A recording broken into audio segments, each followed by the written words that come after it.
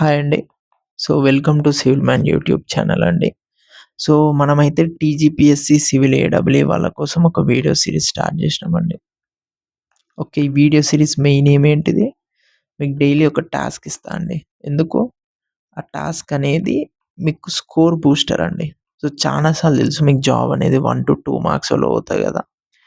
1-2 marks మీరు పోగొట్టుకోవద్దు అని చెప్పి మెయిన్ ఎయిమ్‌తోని ఈ వీడియో సీరీస్ మనం స్టార్ట్ చేసినాం. ఆల్రెడీ 4 డేస్ అయిపోయింది. వీడియో సీరీస్ స్టార్ట్ చేసి కూడా.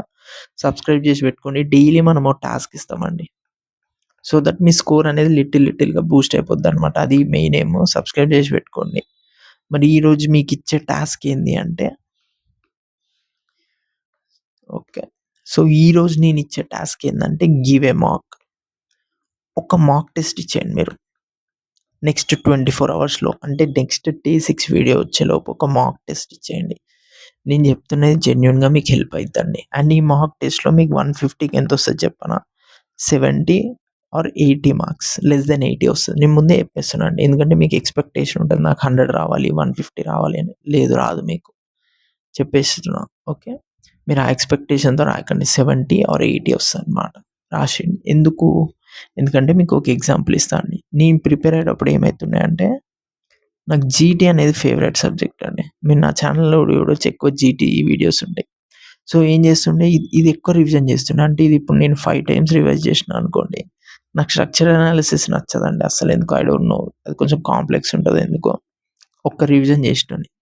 ఓకే. నేను మాక్ ఎగ్జామ్ ఇచ్చినప్పుడు ఏమైందంటే నాకు జీటీలో ఔట్ వచ్చింది. అంటే 15 ఔట్ ఆఫ్ 15. వేరే స్ట్రక్చర్ అనాలిసిస్‌లో 10 మార్క్స్‌కి 3 మార్క్స్, 4 మార్క్స్ అట్లా వచ్చిందనమాట.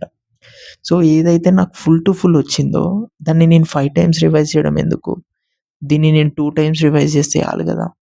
బట్ ఏదైతే తక్కువ మార్క్స్ వచ్చిందో దాన్ని ఎక్కువ సార్లు రివైజ్ చేయాలి. నేను దీన్ని 5 టైమ్స్ రివైజ్ చేయాలి గదా! ఓకే. ఇట్లా నేను ఇంటర్‌చేంజ్ చేసినా అనమాట. ఈ ఇంటర్‌చేంజ్ నాకెట్లా తెలిసింది? నాకు మాక్ ఇయ్యడం వల్ల తెలిసిందనమాట.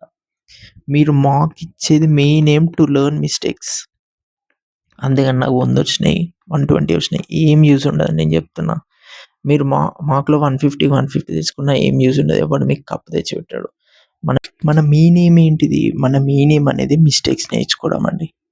ఓకే. అదే గుర్తుపెట్టుకోండి. జస్ట్ నేను చెప్తున్నా మీరు బ్లైండ్‌గా ఎళ్లి మాక్ ఇచ్చేసేయండి. మాక్ ఇచ్చినా అని చెప్పేసి 1 అవర్‌లో కంప్లీట్ చేయకండి. మాక్ ఎంతసేపు ఉంటది? 150 మినిట్స్ ఉంటది. 150 మినిట్స్ కూర్చోండి. ఇట్స్ ఓకే అండి. నేను చెప్తున్నా. ఇది జెన్యూన్‌గా మీకు హెల్ప్ అయితది. జస్ట్ ఒక మాక్ ఎగ్జామ్ ఓపెన్ చేయండి. అటెంప్ట్ చేయండి. మీకు 70-80 మార్క్స్. సరే 70 కన్నా తక్కువ వచ్చినా ఏం కాదు. మీరు డీమోటివేట్ ఫీల్ అవ్వకండి. ఎందుకు?